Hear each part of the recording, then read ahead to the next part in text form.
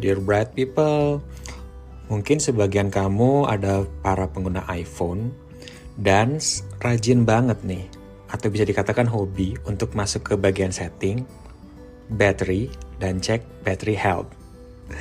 Kamu saking parnonya itu sampai mencari banyak tips untuk bagaimana cara menghemat baterai, bagaimana cara menjaga baterai health, dan lain-lain, sampai mungkin kamu tidak sadar bahwa mental health kamu yang bisa-bisa terganggu. Yuk kita bahas ini bersama saya Dimas P. Muharam di Perantau Ilmu. Assalamualaikum warahmatullahi wabarakatuh. Halo, salam sehat, bahagia, dan sukses selalu buat para bright people. Masih dari kota Adelaide, South Australia, bersama saya menemani studi S2 saya di The University of Adelaide. Nah, mungkin ada pertanyaan ya, kan biasanya di channel atau podcast Perantau Ilmu ini kita bahas banyak hal yang ada kaitannya dengan studi di luar negeri atau melanjutkan karir ya. Nah, kok tiba-tiba bahas iPhone nih? Nah, sebenarnya ada alasan yang cukup kuat juga sih. Atau kalau mau tidak kita bilang itu cocokologi ya. Jadi gini, untuk penerima beasiswa Australia Awards dan untuk awardee yang with disability, itu ada support untuk kayak semacam alokasi dana untuk supporting disability sectionnya itu. Jadi untuk mereka yang memiliki disabilitas itu ada dana tambahan untuk mendukung proses belajarnya selama di Australia. Nah, salah satunya itu adalah dengan memberikan alat yang disebut assistive devices atau alat bantu teknologi lah ya. Nah, karena untuk yang student with visual impairment atau yang tunanetra itu hambatannya adalah dari sisi akses media.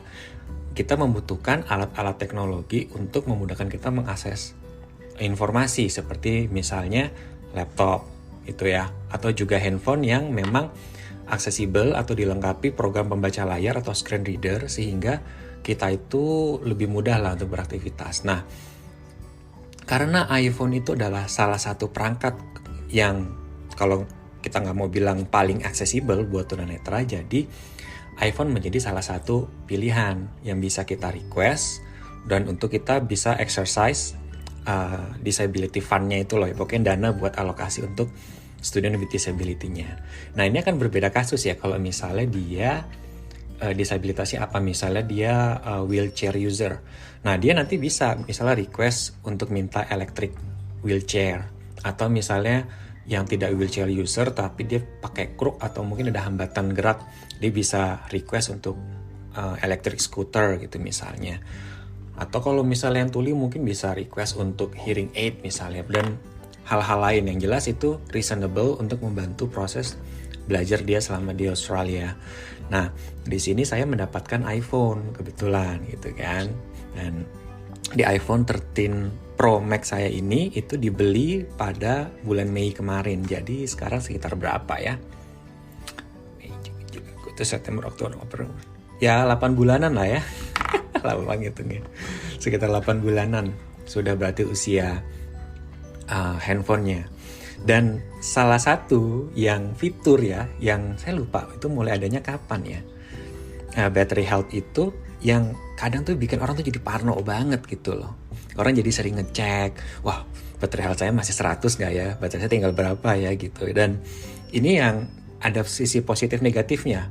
Positifnya adalah ya kita jadi tahu nih sebetulnya kondisi handphone kita sudah seperti apa sih, dan kira-kira kita sudah butuh ganti baterai atau belum ya. Karena kan selama ini mungkin kita hanya mengidentifikasi dari kok kayaknya handphonenya baterainya cepat habis gitu ya, atau mungkin ngisi tapi nggak penuh-penuh gitu. Tapi itu kan masih rasa-rasanya aja kan, tidak ada yang sifat mengindikasikan itu secara official gitu. Nah, dengan ada battery health ini, fitur di iPhone itu dia akan memberitahu bahwa kondisi baterai kita tinggal kalau di bawah 60%, dia akan rekomendasi buat servis atau ganti baterai atau battery replacement gitu ya.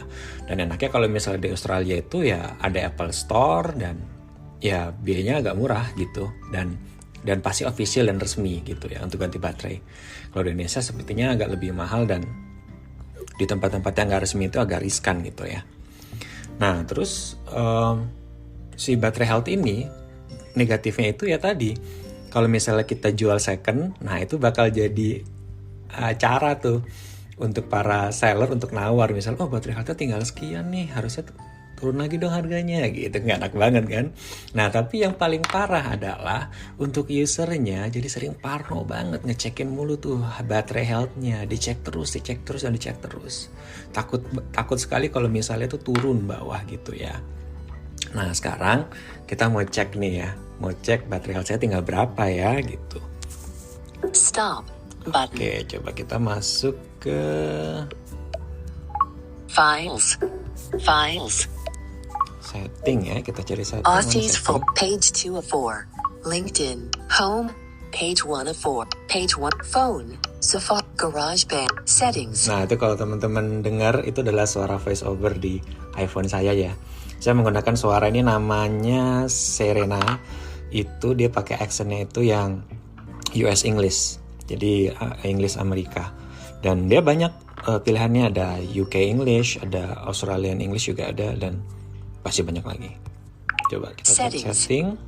Sir, Team, Family, Airplane, Wi-Fi, Bluetooth, Mobile, VP, Notification, Sound, Focus, Screen, General, Control, Display, Homes, Access, Wallpaper, Siri, Face On, Emerge, Exposure, Battery, Battery, Button, Battery Percentage, On, Low Power Mode, Battery Health and Charging.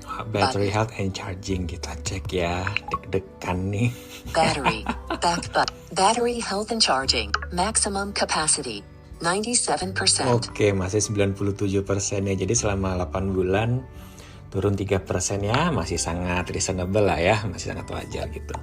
App Switch, Voice, WhatsApp, Voice Memo. Oke, nah sebetulnya Duration, Stop. Saya mau kasih tips juga gitu ya. Bagaimana sih agar kita bisa menjaga battery health ini biar kita tadi tidak kena mental health, nggak terlalu khawatir banget sama baterai. Yang pertama itu yang pasti ya, gunakan iPhone kita dengan wajar ya. Tidak perlu terlalu ngirit-ngirit banget gitu ya. Terlalu ngirit-ngirit banget atau benar-benar dipakai low power mode terus sampai akhirnya lemot dan akhirnya itu malah mengganggu aktivitas. Ingat, fungsi kita menggunakan iPhone ini adalah untuk membantu aktivitas kita, bukan malah menyulitkan atau bikin repot ya. Selama itu masih wajar ya, gunakanlah gitu. Kalau misalnya saya pribadi, karena saya tunanetra dan tidak membutuhkan keterangan layar atau kecerahan layar gitu ya, saya selalu brightness saya bikin 0 gitu ya.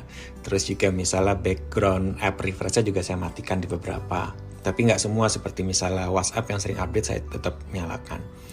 Terus juga apalagi ya, itu aja sebetulnya. Terus juga refresh rate-nya juga saya turunkan, batasin ke 60 karena nggak butuh-butuh banget juga. Tapi kalau teman-teman yang butuh ya pakailah gitu ya, nggak masalah gitu. Nah itu yang pertama untuk cara menghematnya. Tetapi sebetulnya yang paling penting itu kalau menurut saya adalah bagaimana cara kita charging. Karena saya pernah punya ya sedikit riset perbandingan kecil ya, tapi ini sebetulnya nggak scientifically proven ya, karena saya cuman bikin perbandingan pribadi aja. Jadi waktu itu kira-kira ya 2 bulan yang lalu itu atau sebulan yang lalu baterai saya itu masih 100% baterai health-nya. Lalu ketika waktu saya di kampus itu kan ada stop kontak, ada wall charging yang ada di tembok itu, dia ada sekaligus ini bukan hanya langsung colokan ke apa sih istilahnya itu, colokannya itu, tetapi ada yang juga untuk langsung bisa nyolok pakai port USB-C. Nah jadi saya sering tuh waktu itu saya nggak pakai charger originalnya dari iPhone, tapi langsung saya colok bawa kabelnya aja, jadi langsung colok USB-C ke temboknya, lalu ya lightning-nya colok ke iPhone-nya, port iPhone-nya. Dan itu saya tandain sih. Ketika melakukan itu beberapa hari, saya cek baterai health-nya tadi, karena waktu itu masih ada gangguan-gangguan mental health tuh kayaknya tuh, masih sering-sering ngecekin ya. Tapi untuk tujuan riset juga sih, itu langsung turun 1% gitu ya, 1% gitu. Lalu juga yang kedua itu, kan tadi sempat ada kekhawatiran bahwa jangan-jangan kalau semakin cepat ngecas baterai semakin cepat ngerusak baterai nih. Makanya saya pernah coba tuh iseng ngetes aja, ngecas iPhone 13 Pro Max ini yang kapasitas baterainya besar 4300-an mAh dengan chargeran ini, dengan adapter chargeran iPhone lama yang 5 watt yang lama gitu ya, dan pakai kabel itu juga bukan kabel yang masih USB-A to USB-A to Lightning ya. Jadi saya pakai kabel yang MFI yang certified Apple, tapi mereka Anchor kalau nggak salah, jadi bukan bawaan, tapi harusnya sih nggak masalah. Nah ketika saya pakai itu bener juga 1-2 hari itu langsung turun lagi 1%.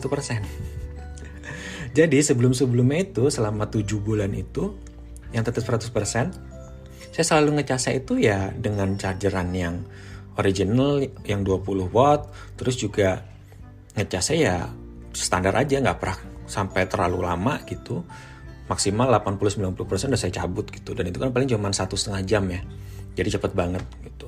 Jadi seperti di situ gitu. Dan kalau masalah heat, masalah panas ya sebenarnya juga ada pengaruh juga gitu, tetapi ternyata tidak. Menurut saya sih lebih pengaruh itu kalau kita menggunakan charger yang tidak original teman-teman, atau sumber listrik yang tidak melalui adapter yang asli gitu. Mungkin kan ya kalau langsung nyolok gitu aja nggak pakai adapter mungkin saya nggak tahu juga sih, seperti arus listriknya mungkin tidak stabil dan lain-lain, itu mungkin yang menurunkan battery health. Nah itu sih sedikit tips dari saya bagaimana untuk menjaga battery health iPhone kamu agar tidak kena mental health ya. Dan ini adalah juga bagian dari tantangan 30 hari bersuara tahun 2022 dari The Podcaster Indonesia yang bekerja sama juga dengan komunitas podcaster netra Indonesia.